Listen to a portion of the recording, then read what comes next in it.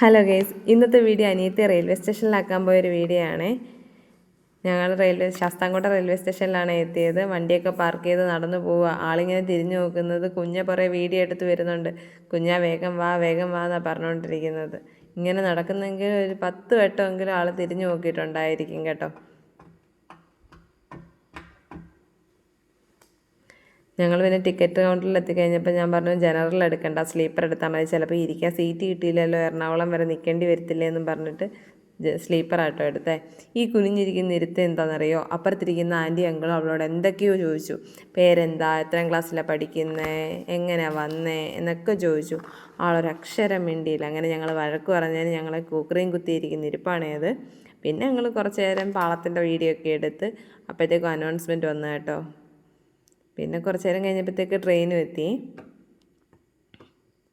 ഞങ്ങൾ S7-ലാണ് നിന്നത്, പക്ഷേ എങ്കിൽ അവിടെ AC കമ്പാർട്ട്മെൻറ്റാണ് വന്നത്. പിന്നെ കുറച്ച് ഓടിയെങ്കിലും ആൾക്കിരിക്കാൻ സീറ്റൊക്കെ കിട്ടി കേട്ടോ. അങ്ങനെ ഞങ്ങൾ ടാറ്റ ബൈ ബൈ പറയുന്ന രംഗമാണിത്.